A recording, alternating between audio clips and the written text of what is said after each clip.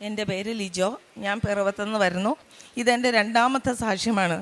ഞാൻ ആദ്യമായിട്ട് ഉടമ്പടി എടുത്തത് 28/6/2023 ഇപ്പോൾ ഞാൻ ഇവിടെ പറയാൻ പോകുന്നത്, ഞാനൊരു നേഴ്സായിട്ട് വർക്ക് ചെയ്യുന്നു. എനിക്ക് 16 വർഷത്തെ എക്സ്പീരിയൻസ് ഉണ്ട്. 4 വർഷമായിട്ട് പുറത്തേക്ക് പോകാൻ വേണ്ടിയിട്ട് കഠിനമായിട്ട് പ്രയത്നിക്കുന്നതാണ്. ഞാൻ ഇനി കേരളത്തിൽ കൊടുക്കാനായിട്ട് ഒരു ഏജൻസി പോലും ഇല്ല. എല്ലാം കൈ കിട്ടി, ഇപ്പോൾ എനിക്കെല്ലാം റെഡി ആവുമെന്ന് വിചാരിക്കുന്ന ആ സമയത്ത് എന്തെങ്കിലും ഒരു പ്രശ്നം വന്ന് അത് തട്ടിമറിഞ്ഞു പോവും. അപ്പോൾ എൻ്റെ ഡിപ്പാർട്ട്മെൻറ്റിലുള്ള എല്ലാവരും എന്നെ കളിയാക്കാൻ തുടങ്ങി. അവൾക്ക് ആരോടെങ്കിലും എന്തെങ്കിലും ഒരു വൈരാഗ്യം ഉണ്ടെങ്കിൽ ആ ഏജൻസി കൊണ്ട് അവൾ CV കൊടുത്താൽ മതി, ആ ഏജൻസിക്കാർ തന്നെ പൊട്ടിപ്പോവും. അതുപോലെ കഷ്ടകാലം പിടിച്ചതാണ് അവളെന്ന്.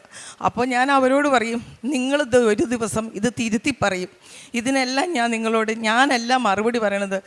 ദൈവം എന്ന് പറയുന്ന ഒരാളുണ്ടെങ്കിൽ ഇതിന് ആ ദൈവം നിങ്ങൾക്ക് മറുപടി പറയും. ഞാൻ പ്രാർത്ഥിക്കുന്ന ഒരു അമ്മയുണ്ട്, ആ അമ്മ നിങ്ങളോട് മറുപടി പറയും. ഞാനല്ല ഇതിന് മറുപടി പറയേണ്ടതെന്ന് എന്ന് ഞാൻ അവരോട് പറയും. എന്നും എന്നെ കളിയാക്കാം. അപ്പോൾ അവരെന്നോട് പറയും, നിന്നെക്കൊണ്ട് എന്തെങ്കിലും ഒരു പ്രയോജനമുണ്ടോ? നീ വേസ്റ്റാണ്. 10 പൈസ സമ്പാദിക്കാൻ ഈ 16 വർഷം നിനക്ക് ജോലി കിട്ടിയിട്ട് ഒരു അക്കൗണ്ടിൽ നിനക്ക് ഒരു ബാലൻസ് എന്ന് പറയാൻ എന്തെങ്കിലും ഉണ്ടോ? എല്ലാവരും കളിയൊക്കെ, എല്ലാവരും ഗൾഫിന് പോയിട്ട് റിട്ടയർഡായിട്ട് അവർ വിശ്രമ ജീവിതത്തിന് വേണ്ടി വന്ന് ചെയ്യുന്ന ജോലികൾ വന്നേക്കണവരാണ് എല്ലാ സ്റ്റാഫും തന്നെ. അങ്ങനെ പക്ഷെ ഞാൻ എൻ്റെ വിശ്വാസത്തിൽ നിന്ന് ഞാൻ ഒരിക്കലും പുറകോട്ട് പോയില്ല.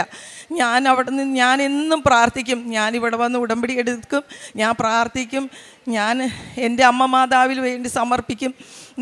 അങ്ങനെ ഇരുന്നൊരു സമയത്താണ് എന്നെ ആ ഡിപ്പാർട്ട്മെൻറ്റിൽ നിന്ന് തന്നെ മാറ്റി. അപ്പം ഞാൻ അവരോട് പറഞ്ഞായിരുന്നു, ഈ മാസം എനിക്ക് പോകാൻ പറ്റും, ഞാൻ പുറത്തേക്ക് പോകുന്ന എല്ലാവരോടും ഞാൻ പറഞ്ഞു. ആ മാസം അവസാനം ഞാൻ പറഞ്ഞ ഡേറ്റിൽ ആ ഡിപ്പാർട്ട്മെൻറ്റിൽ നിന്ന് തന്നെ എന്നെ എടുത്ത് മാറ്റി, വേറെ ഡിപ്പാർട്ട്മെൻറ്റിലേക്കാക്കി. അപ്പോൾ എല്ലാവർക്കും ചിരിക്കാൻ ഒന്നും കൂടി അവസരമായി. അവരെന്നോട് പറഞ്ഞു, അവൾ പ്രാർത്ഥിച്ചതും ദൈവം കേട്ടതും രണ്ടും രണ്ടാ. അപ്പം വീണ്ടും ഞാൻ പരിഹാസ കഥാപാത്രമായി. അപ്പം ഞാൻ പറഞ്ഞു, ഇതിന് ഞാൻ നിങ്ങളോട് മറുപടി പറയും. ഞാൻ പ്രാർത്ഥിച്ചതും അമ്മ മാതാവ് കേട്ടതും ഒന്നാണെന്ന് ഞാൻ നിങ്ങൾക്ക് മറുപടി പറയുമെന്ന് പറഞ്ഞു. അങ്ങനെ ഞാൻ പല ഏജൻസിയിലും കാശ് കൊടുത്തിട്ടുണ്ട്. ആ കാശ് കിട്ടും, ഇപ്പം എൻ്റെ വിസ വരും എന്ന് തന്നെ ഞാൻ വിചാരിച്ചുകൊണ്ടിരുന്നു. അങ്ങനെ UK പോകാൻ വേണ്ടി എല്ലാ പേപ്പറുകളും റെഡിയായി. COS വന്നു. കഴിഞ്ഞ ഏപ്രിൽ 26 ഞാൻ അവിടെ ജോയിൻ ചെയ്യുന്നുള്ള ഡേറ്റ് വരെ വന്നു. ഇനി എനിക്ക് വിസ വന്നാൽ മതി. പക്ഷേ ആ സമയമാകുമ്പോഴത്തേന് UK നിയമം തന്നെ മാറി. UK ഔട്ട് ഓഫ് കൺട്രി എന്നുള്ള ആൾക്കാർ അവർക്ക് വേണ്ട. അവിടെയും പാളി. അപ്പോൾ എല്ലാവരും കളിയാക്കാൻ വീണ്ടും തുടങ്ങി. അപ്പം ഞാൻ മുട്ടുമേ നിന്ന് പ്രാർത്ഥിച്ചു, അമ്മേ എന്നെ പരീക്ഷിക്കല്ലേ, എന്നെ പരിഹസിക്കുന്നവരുടെ മുമ്പിൽ എനിക്ക് നിന്നെ ഏറ്റുപറയാൻ എനിക്ക് സാധിക്കണേ എന്ന് ഞാൻ അമ്മയോട് മുട്ടേ നിന്ന് പ്രാർത്ഥിച്ചു. അങ്ങനെ നിന്നപ്പോഴാണ് എനിക്ക് UK എൻ്റെ അനിയൻ UK അവൻ മുഖാന്തരം ഒരു കെയർ ഹോമിലെ മാനേജറുമായിട്ട് പരിചയപ്പെടാൻ ഇടവരികയും എൻ്റെ കറക്റ്റ് സമയത്ത് പറയാനുണ്ടെങ്കിൽ നിനക്ക് വേണമെങ്കിൽ ഇപ്പോൾ പറയണം എന്ന് പറഞ്ഞ് രണ്ടും കൽപ്പിച്ച് പറഞ്ഞു എനിക്ക് വേണം. അപ്പം മറ്റേ ഏജൻസിക്കാരുടെ ഇത് വെയിറ്റിങ്ങിലാണ്. അത് എന്തെങ്കിലും സംഭവിക്കട്ടെ എന്ന് വിചാരിച്ച് പറഞ്ഞു എനിക്ക് വേണം. അങ്ങനെ പറഞ്ഞ് അവരെനിക്ക് ആ മാനേജറുടെ നമ്പർ തന്നു. എന്നിട്ട് എന്നോട് പറഞ്ഞു, നീ മെസ്സേജ് ഇട്. ഞാൻ മെസ്സേജ് ഇട്ടു. അവരെന്നെ തിരിച്ച് വിളിച്ചു. എന്നിട്ട് ചോദിച്ചു, are you ready for interview എന്ന് എന്നോട് ചോദിച്ചു. ഓക്കെ മാം എന്ന് പറഞ്ഞു. അതിനിട്ട് അവരെന്നോട് കുറച്ച് കാര്യങ്ങളൊക്കെ ചോദിച്ചു. എന്നിട്ട് പറഞ്ഞു, ഓക്കെ നാളെ നീ എപ്പോഴാണോ ഫ്രീ ആവണത് ആ സമയത്ത് നീ എനിക്ക് മെസ്സേജ് ഇട്, ഞാൻ വീണ്ടും നിന്നെ വിളിക്കാമെന്ന് പറഞ്ഞു. പിറ്റേ ദിവസം ഡ്യൂട്ടി കഴിഞ്ഞ് വന്നു. ഞാൻ മെസ്സേജ് ഇട്ടു. അവരെന്നെ വിളിച്ചു. വീണ്ടും അവർ ഇൻ്റർവ്യൂ നടത്തി. ഓക്കെ ഞാൻ നിന്നെ അറിയിച്ചോളാം എന്ന് പറഞ്ഞു. അത് കഴിഞ്ഞ് ഈസ്റ്ററിൻ്റെ സമയമായപ്പോൾ അവർ നാട്ടിൽ പോന്നു. അവർ തിരിച്ച് ചെന്ന് കഴിഞ്ഞിട്ട് എനിക്ക് COS ഇഷ്യൂ ചെയ്തു. ആ സമയത്തൊക്കെ UK ഭയങ്കരമായിട്ട് പ്രശ്നം നടക്കുവാണ്.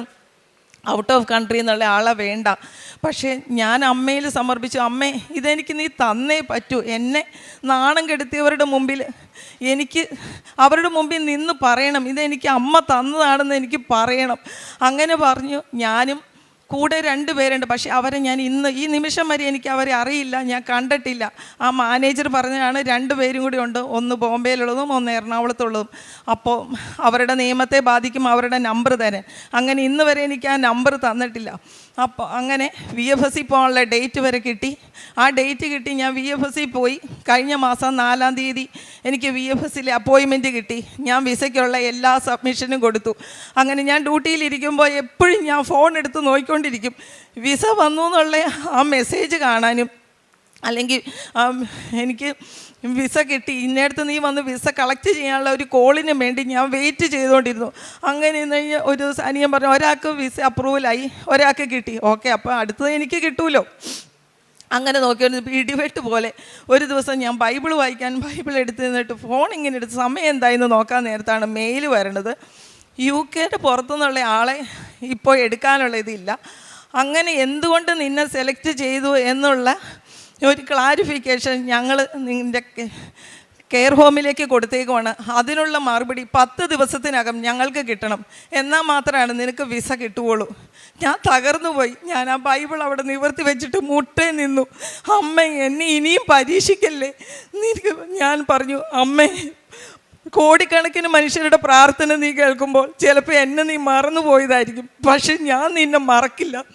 എനിക്ക് ആരെന്തെല്ലാം പറഞ്ഞാലും ഞാൻ നിന്നെ വിട്ട് എങ്ങും പോവില്ല, നീ മാത്രമാണ് എൻ്റെ ആശ്രയം. അവിടെ നിന്ന് ഞാൻ കാശ് രൂപം കൈ പിടിച്ച് കൈ വിടർത്തി മുട്ടേ നിന്ന് ഞാൻ പറഞ്ഞു, അമ്മേ, എന്നെ സഹായിക്കാൻ, ഇതിന് അപ്പീൽ പോകാൻ എനിക്കാരുമില്ല, എനിക്ക് വക്കീലില്ല, എനിക്ക് ജഡ്ജിയില്ല, എൻ്റെ വക്കീൽ നീയും എൻ്റെ ജഡ്ജി ഈശോയുമായിരിക്കണേ എന്ന് ഞാൻ കാശ് രൂപം കൈ പിടിച്ച് ഞാൻ മുട്ടേ നിന്ന് പ്രാർത്ഥിച്ചു. എന്നിട്ട് ആ മെയിൽ ഞാൻ ഈ മാനേജർക്ക് അയച്ചു കൊടുത്തു. അന്നൊരു വെള്ളിയാഴ്ച ആയിരുന്നു. അപ്പം മാനേജർ പറഞ്ഞു, ലിജോ, ഇന്ന് വെള്ളിയാഴ്ചയാണ്, നാളെ ശനി, മറ്റന്നാൾ ഞായർ, ഇവിടെ അവധിയാണ്, തിങ്കളാഴ്ച ആവട്ടെ, എന്തെങ്കിലും പരിഹാരം ഉണ്ടാക്കും. തിങ്കളാഴ്ച ഞാൻ അവരെ വിളിച്ചു. അവർക്കൊരു ഒന്നുമില്ല, ഇതിനകത്ത് ഇടപെട്ട മാനേജറുടെ ജോലി പോവും. ഞാൻ നിസ്സഹായിയായി. ഞാൻ പറഞ്ഞു, അമ്മേ, എന്നെ ഉപേക്ഷിക്കരുത് കേട്ടോ, ഞാൻ നിന്നെ വിട്ടു പോവില്ല, നീ എന്നെ എവിടെ കൊണ്ട് എന്നെ തള്ളിയാലും അമ്മേ, ഞാൻ നിന്നെ വിട്ടു പോവില്ല, ഞാൻ നിൻ്റെ കൂടെ മാത്രം, എനിക്ക് നീ മാത്രമേ ഉള്ളൂ എന്ന് ഞാൻ മുട്ടേ നിന്ന് തന്നെ ഞാൻ പ്രാർത്ഥിച്ചു. അത് കഴിഞ്ഞ് ആ ഡയറക്ടർക്ക് അനിയൻ ഒരു മെയിൽ വിട്ടു, സാർ ഇതിന് എന്തെങ്കിലും സാർ ഞങ്ങളെ ഒന്ന് സഹായിക്കണം. അങ്ങനെ മാനേജർ പറഞ്ഞു, ഇത് അത്ര ഈസി ആയിട്ടുള്ള കാര്യമല്ല, ഇതൊരു രാജ്യത്തിൻ്റെ നിയമമാണ്, ഞങ്ങൾ പരിശ്രമിക്കാം എന്ന് പറഞ്ഞു. അങ്ങനെ കറക്റ്റ് 10ാമത്തെ ദിവസം അവർ ചോദിച്ചേക്കണ, UK ഗവൺമെൻറ് അവർ ചോദിച്ചേക്കണ 10 ദിവസമായിരുന്നു. ആ 10ാമത്തെ ദിവസമായി കഴിയുമ്പോഴത്തേന് അവരുടെ ഈ ഡയറക്ടർ മാനേജറോട് പറഞ്ഞു, ഇതിനകത്ത് നീ അവർക്ക് ചെയ്യാനുള്ള എന്തെങ്കിലും നിനക്ക് പറ്റുന്നത് നീ ചെയ്തു കൊടുക്ക്. അവർ ആ സൈറ്റിൽ കയറി അവിടെയുള്ള കുറച്ച് പേര് ഇൻ്റർവ്യൂ ചെയ്തു. അവർക്ക് അതിനകത്ത് അവർ സാറ്റിസ്ഫൈഡ് അല്ല, ഞങ്ങൾ ലിജോയിനെ തന്നെ തിരഞ്ഞെടുത്തേക്കണോ എന്നുള്ളത്. കറക്റ്റ് 10ാമത്തെ ദിവസം അവർ മെയിൽ ചെയ്തു. ആ ഡയറക്ടർ പേഴ്സണലായിട്ട് മെയിൽ ചെയ്തു. പിറ്റേ ദിവസം എനിക്ക് മെസ്സേജ് വന്നു, നിൻ്റെ വിസ അപ്രൂവലായി എന്ന് പറഞ്ഞ്. ഞാൻ മുട്ടയിൽ നിന്ന് പ്രാർത്ഥിച്ചു, അമ്മേ, നീ എന്നെ കൈവിട്ടില്ലല്ലോ, നീ എനിക്ക് തന്നല്ലോ എന്ന്. അങ്ങനെ എനിക്ക് ആ പാസ്പോർട്ട്, ഞാൻ അമ്മയോട് പറഞ്ഞായിരുന്നു, എനിക്ക് ആ പാസ്പോർട്ട് നീ തരുവാണെങ്കിൽ, നീ എനിക്ക് റിട്ടേൺ തരുവാണെങ്കിൽ ആ പാസ്പോർട്ടിൽ UK വിസ അടിച്ച് തരാവുള്ളൂ, ഇല്ല എങ്കിൽ ആ പാസ്പോർട്ട് നീ എവിടെയെങ്കിലും നശിപ്പിച്ച് കളഞ്ഞു. ആ പാസ്പോർട്ട് കയ്യിലുണ്ടെങ്കിലാണോ പിന്നെയും എനിക്ക് ഓരോ സ്ഥലത്ത് അപ്ലൈ ചെയ്യാൻ തോന്നുള്ളൂ. അങ്ങനെ ആ പാസ്പോർട്ട് കൈ കിട്ടിയ വഴി ഞാൻ നോക്കി, UK വിസ. അങ്ങനെ എനിക്ക് ഈ 8ാം തീയതി ടിക്കറ്റ് വന്നു. ഞാൻ ഈ 8ാം തീയതി, ഓഗസ്റ്റ് 8ാം തീയതി UK പോവാണ്. എൻ്റെ അമ്മ മാതാവ് എനിക്ക് തന്നതാണെന്ന് ഞാൻ എവിടെയും ആരുടെ മുന്നിലും ഉറക്കം നിന്ന് എനിക്ക് പറയാനായിട്ട് അമ്മ എനിക്ക് തന്നു. എന്നെ കുറ്റം പറഞ്ഞവരുടെ, അല്ലെങ്കിൽ എന്നെ നാണം കെടുത്തിയവരുടെ മുന്നിൽ ഞാൻ പറഞ്ഞു, ഇന്ന് നിങ്ങളെന്നെ നാണം കെടുത്തിയില്ലേ, എൻ്റെ അമ്മ എനിക്ക് തരുമെന്ന് ഞാൻ പറഞ്ഞില്ലേ, ഇതാ എൻ്റെ പാസ്പോർട്ടിൽ എനിക്ക് UK വിസ വന്നു, ഞാൻ റിസൈൻ കൊടുത്തു, ഞാൻ ഈ മാസം 31ാം തീയതി വരെ ഡ്യൂട്ടി ഉള്ളൂ, ഞാൻ 8ാം തീയതി പോവുകയാണെന്ന് എനിക്ക് എല്ലാവരുടെയും മുന്നേ നിന്ന് പറയാൻ എൻ്റെ അമ്മ മാതാവ് എന്നെ അനുവദിച്ചു. ഇതിന് എൻ്റെ അമ്മ മാതാവിന് കോടാനുകോടി നന്ദി. അതോട് പിന്നെ എൻ്റെ ജീവിതത്തിൽ എനിക്ക് കിട്ടിയ ഏറ്റവും വലിയ അനുഗ്രഹം, എൻ്റെ കുടുംബത്തിന് സ്വസ്ഥതയും സമാധാനവും സന്തോഷവും. ഞാനിവിടെ ഉടമ്പടി എടുത്തതിന് ശേഷം എനിക്ക് കിട്ടിയ ഏറ്റവും വലിയ അനുഗ്രഹമാണ് എൻ്റെ കുടുംബം പാളിപ്പോകുമെന്ന് പറഞ്ഞാൽ പാളിപ്പോകും എന്ന് വിചാരിച്ച് ആ സമയത്ത് എൻ്റെ അമ്മ മാതാവ് ഞാൻ പ്രാർത്ഥിക്കാം, അമ്മേ നിൻ്റെ നീലാങ്കിയാൽ എന്നെയും എൻ്റെ കുടുംബത്തെയും നീ പൊതിഞ്ഞ് സംരക്ഷിക്കപ്പെടണമേ എന്ന് ഞാൻ എന്നും പ്രാർത്ഥിക്കുമായിരുന്നു. ആ അമ്മയുടെ നീലാങ്കിയാൽ എൻ്റെ കുടുംബത്തെ പൊതിഞ്ഞ് സംരക്ഷിക്കണമെന്ന് ഇന്നും അമ്മയുടെ സാക്ഷിയായി എൻ്റെ ജീവിതം മുഴുവൻ അമ്മയ്ക്ക് ഞാൻ സമർപ്പിക്കുന്നു. പിന്നെ എൻ്റെ ജീവിതത്തിൽ വന്ന് ഞാൻ ഉടമ്പടിക്ക് മുന്നേ ഞാൻ ഭയങ്കര ദേഷ്യക്കാരിയായിരുന്നു. എന്നോട് എല്ലാവരും പറയും ഞാൻ എടുത്തു ചാട്ടക്കാരിയാണ്. പക്ഷേ ഞാൻ എടുത്തു ചാടുന്നതല്ല, ഞാൻ ഉള്ള കാര്യം ആരോടാണെങ്കിലും തുറന്നു പറയും. പക്ഷെ ആ പറയണ ആർക്കും ഞാൻ പറയണ രീതിയിലല്ല അവർക്ക് മനസ്സിലാവണത്. ആ ഒരു രീതി എന്നിൽ നിന്ന് ഒരുപാട് മാറി. എനിക്ക് പ്രാർത്ഥിക്കാനുള്ള അനുഗ്രഹം കിട്ടി, എനിക്ക് പള്ളിയിൽ പോകാനുള്ള അനുഗ്രഹം കിട്ടി. പണ്ട് ഞാൻ എന്നും പറയുമായിരുന്നു, ഉടമ്പടിക്ക് മുന്നേ ഞാൻ പറയുമായിരുന്നു, ദൈവം എന്നെ കൈവിട്ടു, എനിക്കിനി ഒന്നുമില്ല, ദൈവം കൈവിട്ടു, എൻ്റെ പ്രാർത്ഥന ദൈവം കേൾക്കൂലെന്ന്. ഉടമ്പടിക്ക് ശേഷം എനിക്ക് ശക്തമായിട്ട് പറയാൻ പറ്റി, ദൈവം എൻ്റെ പ്രാർത്ഥന കേൾക്കും, ദൈവം എൻ്റെ കൂടെയുണ്ട്, എൻ്റെ അമ്മ മാതാവ് എൻ്റെ കൂടെയുണ്ടെന്ന് എനിക്ക് ആരുടെ മുന്നിലും പറയാനുള്ളൊരു കഴിവ്, ഒരു ശക്തി എൻ്റെ അമ്മ എനിക്ക് തന്നു. പിന്നെ പ്രേക്ഷിത പ്രവർത്തനം എന്ന് പറഞ്ഞ് ഞാൻ ജോലി ചെയ്യുമ്പോൾ എൻ്റെ അടുത്ത് വരുന്ന ആരെങ്കിലും മോളെ മരുന്ന് മേടിക്കാൻ കാശില്ല, അല്ലെങ്കിൽ ചായ കുടിക്കാൻ കാശില്ല എന്ന് ആര് പറഞ്ഞാലും, അല്ലെങ്കിൽ എനിക്ക് അങ്ങോട്ട് തോന്നിയ അവർക്ക് എന്തെങ്കിലും ഒരു സഹായം എന്നെക്കുറിച്ച് വേണമെന്ന് എനിക്ക് തോന്നിയ ഞാൻ ആരും അറിയാം അവർക്ക് ഞാൻ കൊടുക്കണം, അമ്മേ ഇത് കൈ ഇരുന്നോട്ടെ, പോയി ഒരു ചായ കുടിച്ചോട്ടോ, അല്ലെങ്കിൽ ഇത് മരുന്ന് മേടിക്കാൻ ഇത് കൈ ഇരുന്നോട്ടെ, അങ്ങനെ കൊടുക്കാനുള്ള ഒരു മനസ്സ് എനിക്കുണ്ടായി. പിന്നെ അനാഥാലയത്തിൽ ഭക്ഷണം കൊടുക്കാൻ, അപ്പോൾ അവർ പറയും ഞങ്ങൾക്ക് കാശ് തന്നാൽ മതി, ഞങ്ങൾ കൊടുത്തോളാം. അപ്പം ഞങ്ങൾക്ക് തോന്നി അങ്ങനെ കാശ് കൊടുക്കുമ്പോൾ അവർക്ക് ഇഷ്ടമുള്ളതല്ലേ അവർ കൊടുക്കുന്നത്, അത് വേണ്ട. അപ്പം ഞങ്ങൾ തന്നെ വീട്ടിൽ ഭക്ഷണം ഉണ്ടാക്കി അവർക്ക് നമ്മൾ തന്നെ കൊണ്ട് വിളമ്പി കൊടുത്തു. അപ്പോൾ അങ്ങനെയാണ് ഞങ്ങൾ പ്രേക്ഷിത പ്രവർത്തനം ചെയ്തുകൊണ്ടിരുന്നത്. ഇതുപോലെ എൻ്റെ കുടുംബത്തെ എന്നെ ഇത്രമാത്രം സഹായിച്ച എൻ്റെ അമ്മ മാതാവിനും തിരുക്കുമാരനും കോടാനുകോടി നന്ദി ഞാൻ അർപ്പിക്കുന്നു. യെശയ്യാ 45:2-3 തിരുവചനങ്ങൾ. ഞാൻ നിനക്ക് മുൻപേ പോയി മലകൾ നിരപ്പാക്കുകയും പിച്ചളവാതിലുകൾ തകർക്കുകയും ഇരുമ്പോടാമ്പലുകൾ ഒടിക്കുകയും ചെയ്യും. നിന്നെ പേരു ചൊല്ലി വിളിക്കുന്ന ഇസ്രായേലിൻ്റെ കർത്താവായ ദൈവം ഞാനാണെന്ന് നീ അറിയേണ്ടതിന് അന്ധകാരത്തിലെ നിധികളും രഹസ്യ ധനശേഖരവും ഞാൻ നിനക്ക് തരും. ലിജിമോൾ ജോയി എന്ന ഈ സഹോദരിയുടെ അതിശക്തമായ ഉടമ്പടി അനുഭവ സാക്ഷ്യമാണ് നാം ഇപ്പോൾ ശ്രവിച്ചത്.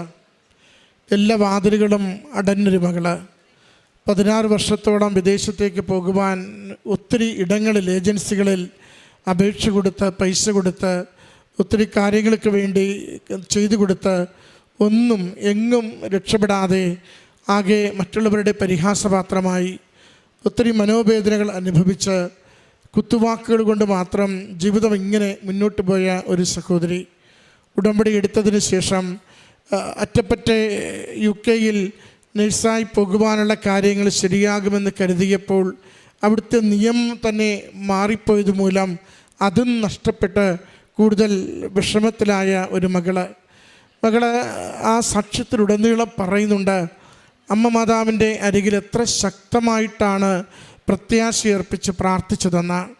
വഴികളെല്ലാം അടയുന്നുവെന്ന് തിരിച്ചറിയുമ്പോൾ, ഇനി UK-യിലേക്ക് സാധ്യത ഒട്ടുമില്ലെന്ന് തിരിച്ചറിയുമ്പോൾ, തൻ്റെ പ്രായം കൂടി വരുന്നു, തന്നോടൊപ്പം പഠിച്ചവർ വിദേശത്ത് പോയി ജോലി ചെയ്ത് അവിടുന്ന് ജോലി നിർത്തി നാട്ടിലിപ്പോൾ റിട്ടയർമെൻറ്റിനെത്തി കുടുംബവുമായി ജീവിക്കുമ്പോൾ താൻ വിദേശത്തേക്ക് പോകാൻ വേണ്ടി നോക്കുന്ന ഒരു ഗതികെട്ട അവസ്ഥയിലെത്തിയിരിക്കുന്നു എന്നൊക്കെ തിരിച്ചറിയുമ്പോഴും അല്പം പോലും മാതാവിൻ്റെ കരങ്ങളിൽ ആ ഏൽപ്പിച്ചു കൊടുത്ത നിയോഗത്തിന് ഒരു സംശയം വയ്ക്കാതെ അമ്മ മാതാവ് അടഞ്ഞ വാതിലുകളെ തുറക്കും, നിയമങ്ങൾ മാറ്റി എഴുതും, എനിക്ക് വേണ്ടി നിലകൊണ്ട് ശക്തമായി തിരുക്കുമാരൻ്റെ ഇടപെടലിലൂടെ എന്നെ വിദേശത്തെത്തിക്കുമെന്ന് മകൾ ഉറച്ചു വിശ്വസിക്കുകയും മുട്ടുകുത്തു നിന്ന് നിലവിളിച്ച് പ്രാർത്ഥിക്കുകയും അമ്മയുടെ കരങ്ങളിൽ നിയോഗം കൊടുക്കുകയും ചെയ്തതിൻ്റെ അനുഗ്രഹമാണ് ലഭിച്ചതെന്ന് സാക്ഷ്യപ്പെടുത്തുകയാണ്. ഉടമ്പടിയിൽ എപ്പോഴും നമുക്ക് ജോസഫ് അച്ഛൻ പറയും, അസാധ്യമെന്ന് നിങ്ങൾ ഉറപ്പിക്കുന്ന കാര്യങ്ങൾ ഒരിക്കലും ഇനി നടക്കില്ലെന്ന് മറ്റുള്ളവർ നിങ്ങളെ മുഖത്ത് നോക്കി പറയുന്ന വിഷയങ്ങൾ, വലിയ കാര്യങ്ങൾ, അത് മാത്രമാണ് നിയോഗമായി എഴുതേണ്ടത്. മറ്റേതെങ്കിലും തരത്തിൽ നിങ്ങൾക്ക് നടക്കുമെന്നുള്ളത് ഒരു കാരണവശാലും ഉടമ്പടിയുടെ നിയോഗങ്ങളായി നിങ്ങൾ എഴുതരുത്. കാരണം അത് കിട്ടിയാൽ നിങ്ങൾ പറയും അതങ്ങനെയും ഇങ്ങനെയും കിട്ടാനുള്ള വഴിയും സാധ്യതയും ഉണ്ടായിരുന്നല്ലോ എന്ന്. അതുകൊണ്ട് ഏതെങ്കിലും നിങ്ങൾക്ക് നിങ്ങളുടെ മെറിറ്റ് കൊണ്ടോ നിങ്ങളുടെ സമ്പത്ത് കൊണ്ടോ നിങ്ങൾക്ക് ആരെങ്കിലുമുള്ള പരിചയത്തിൻ്റെ സ്വാധീനം കൊണ്ടോ എന്തെങ്കിലുമൊക്കെ നിങ്ങൾക്ക് സാധ്യതയുള്ളത് പൂർണ്ണമായും നിങ്ങൾ നിയോഗത്തിൽ എഴുതരുത്.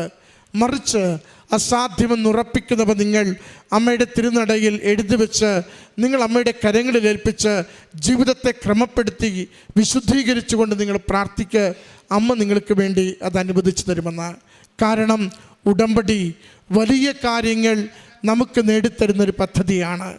ഉടമ്പടി ഈ ലോകത്തെ നവീകരിക്കുവാനായി സുവിശേഷത്തെ കൈമാറുന്നതിന് വേണ്ടി ദൈവത്തിന് വേണ്ടി ദൈവത്തെ സ്നേഹിക്കുന്നൊരു സമൂഹത്തെ സ്വന്തമാക്കുന്നതിന് അമ്മയിലൂടെ ഈ നാളുകളിൽ നടത്തിക്കൊണ്ടിരിക്കുന്ന വിപ്ലവകരമായ ഒരു മുന്നേറ്റമാണ്, ആത്മീയ മുന്നേറ്റമാണ്. ഇവിടെ നേടുന്നത് മുഴുവനും ആത്മാക്കളെയാണ്. നമ്മൾ ഓരോരുത്തരുടെയും ആത്മാക്കളെ ദൈവം സ്വന്തമാക്കുകയാണ് ഓരോ ഉടമ്പടിയിലൂടെയും. അതിന് ലഭിക്കുന്ന അടയാളങ്ങളാണ് ഭൗതികമായ നന്മകളെന്നത്.